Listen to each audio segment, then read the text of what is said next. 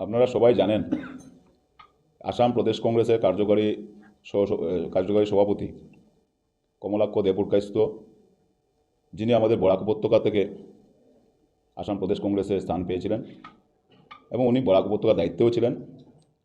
গতকালকে আমরা দেখেছি আসামের মুখ্যমন্ত্রীর উনি চরণে গিয়ে প্রণাম করে ওনার শরণাপন্ন হয়েছেন এবং উনি কালকে বলেছেন যে সরকারের উন্নয়নমূলক কাজে উনি ওনার সাথে আছেন এবং ওয়ার্কিং প্রেসিডেন্ট থেকে উনি কালকে রেজিগনেশন দিয়েছেন। আমরা বহুত আগে থেকে জানতাম এবং আমরা সবসময় দেখতাম মুখ্যমন্ত্রী বিভিন্ন সময় বিভিন্ন সাংবাদিক সম্মেলনে বলতেন যে কংগ্রেস দলে অনেক আমার নিজের মানুষ আছে।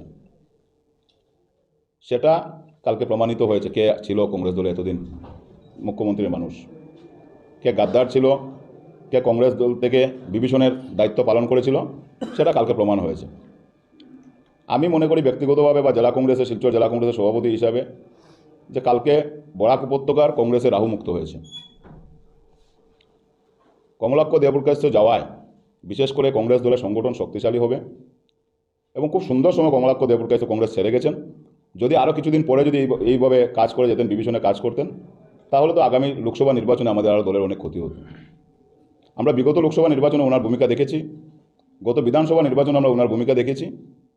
তো এই রকম গাদ্দার দল থেকে আরও আগে যাওয়া উচিত ছিল।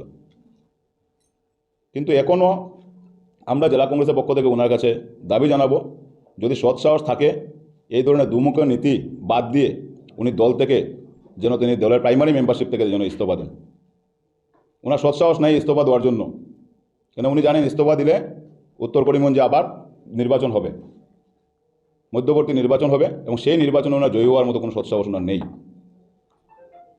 মানে ওনাকে কংগ্রেস দলের বিধায়ক হিসাবে, কংগ্রেস দলের মনোনীত প্রার্থী হিসাবে উত্তর করিমগঞ্জের সম্মানীয় ভোটাররা ওনাকে ভোট দিয়ে বিধায়ক বানিয়েছিলেন। আজকে ওনার মতো মির্জাফরকে আর উত্তর করিমগঞ্জের মানুষ, সম্মানীয় ভোটাররা কোনোদিন ভোট দেবেন না, সেটা উনি ভালোভাবে জানেন। সেই জন্য উনি দলের কার্যকরী সভাপতি থেকে উনি ইস্তফা দিয়েছেন, কিন্তু উনি দলের প্রাথমিক সদস্য থেকে ইস্তফা দেননি। সেটা জানেন ভালোভাবে যে ইস্তফা দিয়ে তার মধ্যবর্তী নির্বাচন খেলার মতো ওনার সৎসাহস নাই।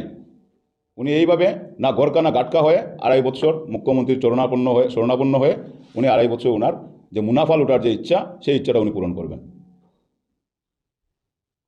আজকে দেখেছেন আপনারা বিগত দিনে যে উনি কার্যকরী সভাপতি থাকার সময় কিভাবে দলকে নষ্ট করা যায়, কিভাবে দলের ভিতর কুন্দল লাগানো যায়, সেই কাজটা উনি বিগত দিনে করে গেছেন।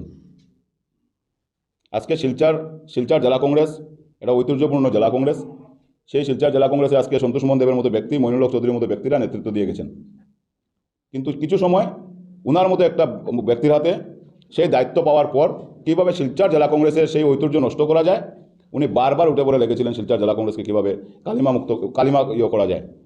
আজকে হাইলাকান্দিতে আমরা দেখেছি বারবার উনি দলের মধ্যে যেন অন্তর্কুন্দ লাগানোর জন্য বারবার উনি চেষ্টা চালিয়েছেন। আজকে উনি যাওয়ায় করিমগঞ্জ কংগ্রেসে সবসময় আপনারা দেখবেন যেটা গোষ্ঠীকন্দ লাগিয়ে থাকে, সেটা একমাত্র দায়ী ছিল কমলাক্ষ দেবপুরকায়স্থ। আজকে উনি যাওয়ায় দলের 3টা জেলাতেই আমার মনে হয় দল আরও শক্তিশালী হবে, সংগঠন আরও মজবুত হবে। কিন্তু এই ধরনের বিভীষণ আজকে থেকে বরাক উপত্যকাতে আর কংগ্রেস দলে নেই। আপনারা দেখেছেন গতকালকে থেকে আজকে পর্যন্ত কোনো কংগ্রেস ওয়ার্কাররা কেউ মনোবল হারায়নি। কংগ্রেস ওয়ার্কাররা, করিমগঞ্জ কংগ্রেসেরও ওয়ার্কাররা আরও দ্বিগুণ মনোবল নিয়ে কালকে থেকে কংগ্রেস করছেন ওনারা। হাইলাকান্দিতেও ঠিক সেই একই অবস্থা, শিলচর জেলা কংগ্রেসের সেই একই অবস্থা। কোনো জায়গাতে কমলাক্ষ দেবপুরকায়স্থ যাওয়ার জন্য কোনো কংগ্রেস দলের একটাও কর্মী কংগ্রেস দল ছাড়েননি।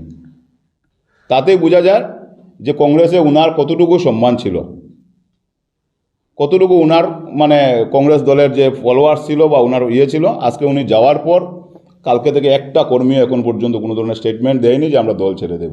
সবাই দলের সাথে আছে, আরও দ্বিগুণ মনোবল নিয়ে কাজ করছে। সবাই একটা জিনিস বলছে, দল থেকে মির্জাফর যাওয়ার জন্য আমরা দলে আরও ভালোভাবে কাজ করতে পারবো এখন থেকে। এবং কংগ্রেস দল 135 বছরের পুরনো দল, এটা মহাসমুদ্র কংগ্রেস দল। অনেক এসছেন, অনেক গিয়েছেন, সমুদ্রের জল কোনোদিন শুকায় না। ওনার মতো 100 কমলাক্ষ দেবপুরকায়স্থ গেলেও কংগ্রেস দল তার জায়গায় থাকবে, তার জায়গায় অবস্থান থাকবে। আমি ভাবি না আর এরকম বিভীষণ কেউ আছেন। কমলাক্ষ দেবপুরকায়স্থ বিভীষণ আমি 1.5 বছর আগে সাংবাদিক সম্মেলন করে বলেছিলাম, সেটা আজকে প্রমাণিত হয়েছে। আমি মনে করি না যে আর কেউ আছেন, আর যদি থাকেন, যিনি আমার একজন বরিষ্ঠ সহসভাপতি বলছেন আমরা অনুরোধ করবো আপনাদের মাধ্যমে যদি এই ধরনের কোনো বিভীষণ থেকে থাকেন বা মির্জাফর থাকেন তাহলে যেন ওরা দল থেকে বেরিয়ে যান, তাতে দলের কোনো ক্ষতি হবে না। দলের কোনো